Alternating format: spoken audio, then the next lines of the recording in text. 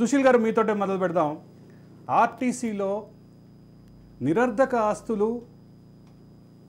మరోవైపు అంటే 35 డిపోలు లాభాల్లోకి రావటం, ఇంకొక పక్క విలీన ప్రక్రియ, రెండోది వీటన్నిటినీ ఒక పక్కన పెడితే సంఘాలు లేకపోవటం, అట్లాగే 2013 నుంచి మీకేమి అంటే దాదాపు 10 సంవత్సరాలుగా ఎటువంటి పిఆర్సీ లేకపోవటం, వీటన్నిటినీ కలిపి ఎట్లా చూస్తారు మీరు?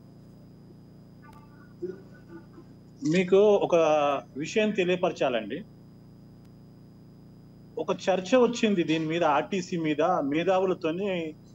కొంతమంది మేధావులు మన దగ్గర ఉన్న తెలంగాణలో ఆర్టీసీ గురించి మీ అభిప్రాయం ఏంటి అని నాగేశ్వరరావు గారినన్నా, జయప్రకాష్ నారాయణరావు గారినన్నా అడగడం జరిగింది.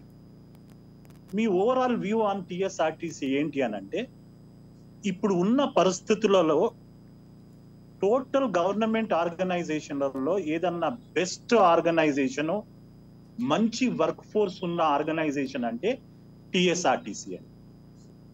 బాధకరమైన విషయం ఏంటంటే, గత 10 సంవత్సరాల నుంచి కృషి చేసి ఈ రోజు శ్రమ దోపిడీ జరుగుతూ ఉన్నదండి టీఎస్ఆర్టీసీలో. అదే విధంగా మా పే స్కేల్స్ ఏవైతే డ్యూ ఉన్నాయో 2010 జస్టిఫైడ్ డిమాండ్స్ ఏవైతే ఉన్నాయో అవి కాకుండా ఉన్నది. మా దగ్గర కొన్ని విషయాలు మీకు తెలియపరుస్తాను. సిసిఎస్ అనేది మా దగ్గర సంస్థ. అంటే మేము డబ్బులు మా సేవింగ్స్ పెట్టుకుంటామండి.